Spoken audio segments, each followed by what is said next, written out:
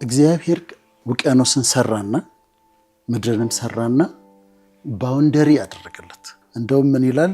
ለትዕቢተኛው ማዕበልሽ ክልል አደረግኩለት ይላል። ባይከልለው ኖሮ ውቅያኖሱን ለብቻው ምድሩን ባይከልለው ኖሮ ውቅያኖሱ ክልብስ ብሎ አንኖርም ነበር። አሁን ባውንደሪ እኔ በምን አየዋለሁ መሰለሽ? አንደኛ ራሴ ልከኛ በመሆን በጣም አምናለሁ። ማለት በማረጋቸው ነገሮች በቢሄቪየሬ ምናምን ልከኛ በመሆን አምናለሁ። ለምሳሌ እኔ ሊብራል ነኝ። የሆነ ቦታ ሄጃለሁ፣ ታዋቂ ሰዎች አሉ፣ መጠጥ ቀርቧል ምናምን ጨዋታ አለ። ከዛ እዚህ ጋር ምናምን ብዬ አልሄድም። ቁጭ ብዬ አወራለሁ፣ ጨውታለሁ፣ ስቃለሁ።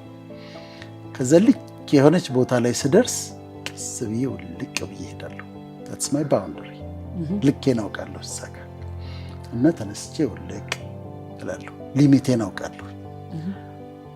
ድሮ ምን አይነት ሰው ነበርኩ መሰለሽ? ቆንጆ ሴት ሳይ እንዴት ቆንጆ ነሽ እላለሁ። ስታምር እላቸዋለሁ። እንደዛ አላውቅም ነበረ። እና እንዴት ነው የምታምሪው? በጣም ነው የምታምሪው። ደግሞ ጥርሴ ሲያምር፣ አይኔ ሲያምር። እኔ እኮ እንትን ነው በሌላ እኮ አይደለም ኮምፕሊመንት እያደረኩ ለካ አይባልም። አሁን ለምዶብኝ ልልና ብዬ ይዛለሁ። አሁን አለ ልክ አለው። ለማንን እንዴት እስከምን ድረስ እንደምታደንቂ ልክ እንዳለው ተምሬያለሁ። አሁን በህይወት አስተምሮኝ ነው። ኮምፕሊኬሽኖችም እየመጡ ኮምፕሊኬሽኖች ሳይ ለካ እንደዚህ አይባልም፣ እስከሄድ ድረስ ነው አፕሪሼት ማድረግ የምችለው እና መሄድ እስከሚቻለው ድረስ ማድነቅ እወዳለሁ እኔና መሄድ እስከሚቻለው ድረስ አደንቅና ለራሴ ባውንደሪ አደርጋለሁ። ለራሴ የማስቀምጣቸው ባውንደሪዎች አሉ። ለሰዎች ደግሞ የምትሰጫቸው ባውንደሪዎች አሉ። ለምሳሌ አንዳንድ ሰዎች አሉ የምትፈቅጅላቸው፣ እንደ ልባቸው እንዲናገሩሽ የምትፈቅጅላቸው ሰዎች አሉ። እኔ ራሴ የምፈቅድላቸው ሰዎች አሉ። በነፃነት መጥተው የሚከራከሩኝ ልክ አይደለህም ዶክተር ምናምን የሚሉኝ አሉ። ሴቶችም ወንዶችም ወዳጆች አሉ። አሁን እነሱ they have my permission ፈቅጄላቸው ነው። ሌላ ሰው ግን መጥቶ የሆነ ነገር አስተያየት ሲሰጥ እቀበላለሁ። ከዛ አልፎ ሊሄድ ስል ግን አስቆመዋለሁ። ከዚህ ጋር አታልፍም እለዋለሁ። እዚህ ጋር ማለፍ አትችልም፣ ባውንደሪ አለ። ይሄኛው አንተን አይመለከትም፣ this is very personal ብዬ ደግሞ ማስቆማቸዋለሁ። ስለዚህ ባውንደሪ ማበጀት፣ ሰዎች በህይወትሽ ሊገቡ የሚችሉበትን ልክ ማወቅ ጥሩ ነው። አንቺም ደግሞ ሁኔታውን እያየሽ ይህን ጥያቄ መጠየቅ አለብኝ የለብኝም is it too personal ብለሽ እያሰብሽ ወይም ደግሞ እንትን እያለሽ ቴስት እያደረግሽ ልጠይቅሽ እችላለሁ፣ እንዲህ አይነት ነገር መጠየቅ ይቻላል፣ ይህን ማድረግ ይቻላል ብለሽ እየጠየቅሽ ነው። እና የእነሱን ባውንደሪ ደግሞ ማክበር ስለሚያስፈልግ በነገራችን ላይ በካውንስሊንግ ደም አሁን አንዳንድ ሰዎች ምን ይሉኛል? ከሌትና ከሊም ችግር ስላላቸው ደውልና አናግራቸው ነው ይሉኛል። አልደውልም እላቸዋለሁ። ምክንያቱም በትክክለኛው ካውንስሊንግ ሳይንቲፊክ በሆነው you should have their permission ፈቃዳቸው ካውንስል ለመደረግ ፈቃደኞች መሆን አለባቸው። ዘልዬ ገብቼ ካውንስል ማድረግ አልችልም። እና ባውንደሪ በጣም ጥሩ ነው። ሰዎች ልካቸውን ማወቅ አለባቸው። እኔም ልኬን ማወቅ አለብኝ። አሁን ከአንቺ ጋር ባለኝ ሪሌሽንሽፕ ልኬን አውቄ ስናገር ተጠንቅቄ ልጠይቅሽ የምችለው እስከ የትኛው ደረጃ እንደሆነ አውቄ እስከዛ ስትፈቅጅልኝ ፈቀቅ እያልኩ በአንቺ ፈቃድ ላይ የተመሰረተ ነው። እና ሰዎች ባውንደሪ ማክበር በጣም አስፈላጊ ነው። ቤት ውስጥ እንኳን እኮ ነው። አሁን ልጆቼ መኝታ ቤት አላቸው፣ አሁን ከኔ ጋር ናቸው። እና ዝም ብዬ በር ከፍቼ አልገባም፣ አንኳኳለሁ። እና መግባት ይቻላል መግባት ይችላለሁ ብዬ ነው። ፕራይቬሲ የሚባል ነገር አለ። አሁን ያ የእሷ የልጄ ክልሏ ነው እና መጠየቅ አለብኝ። ስትፈቅድልኝ ነው የምገባው። በፍጹም የእሷ ሳትፈቅድ እሷ በሌለችበት እንኳን መኝታ ቤቱ አልገባም። ስለዚህ ፕራይቬሲ አለ፣ ባውንደሪ አለ። ጉድ ባውንደሪስ ኤንድ ጉድ ባይ የሚል መጽሐፍ አለ በነገራችን ላይ። በጣም አሪፍ መጽሐፍ ነው እና አንዳንዴ ጉድባይ የሚያስፈልግበት ጊዜ አለ። ጉድባይ ምትያለሽ። ከዛ የሰዎችን እየተጠነቀቅሽ ነው፣ እየተጠነቀቅሽ ስሜቷን እያየሽ ልጠይቃት አልጠይቃት፣ ይህን ጉዳይ እንዲህ ነው ቀስ በቀስ ከዛ እሷ ኦፕን አፕ ስታረቅ ኦኬ ማውራት ይቻላል ማለት ነው እንጂ ተዘሎ አይጠየቅም። እና በጣም ጥሩ ሀሳብ ነው ያነሳሽ። ሁሉም ሰው ባውንደሪ ማወቅ አለበት። በተፈቀደለት መጠን ነው መግባት ያለበት። በተፈቀደለት መጠን ነው መጠየቅ ያለበት። ምን የሚባል አባባል አለ መሰለሽ? go where you are celebrated not where you are tolerated ይባላል። ደግሞ stay where you are celebrated not where you are tolerated። የምትፈለጊበት ቦታ አለ። ሰዎች ሰለብሬት የሚያደርጉሽ ቦታ አለ። ሰዎች በደስታ በፍቅር የሚቀበሉሽ ቦታ አለ። እዛ ሄጂ። ቶለሬት የሚያደርጉሽ ሰዎች ጋር you don't stay። ክብርሽን የሚነካ ከሆነ ክብርሽን የሚነካ ስለ ትዳር አይደለም የምናወራው፣ ግን አንድ ኢንቫይሮንመንት ክብርሽን የሚነካ ከሆነ ያንቺን ቫልዩ ያልተረዳ ከሆነ ጉድባይ ዩ ዎክ አውት። እና በጣም ነው የማምነው እኔ ዎክ አውት በማድረግ በጣም ነው የማምነው። በጣም በትህትና አምናለሁ። ከዛ ግን ነገርየው ካልተመቸኝ ቫልዩ ሚስ አንደርስታንድ የምደረግበት ቦታ ከሆነ ዎክ አውት አደርጋለሁ።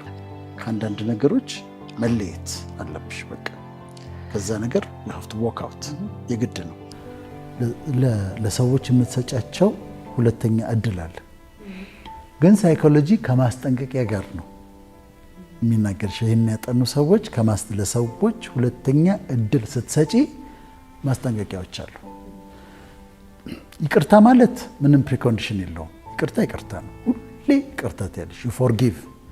ግን ያንን ሰው መልሰሽ ያንን ቦታ ልትሰጪው ስትይ ግን ትጠነቀቂያለሽ። ያንን ቦታ መልሰሽ ልትሰጪው ስትይ አሁን በእስረኞች ላይ ምናምን አጥንተው ነው ያሉት። 4 መሰረታዊ ነገር ያስቀምጣሉ።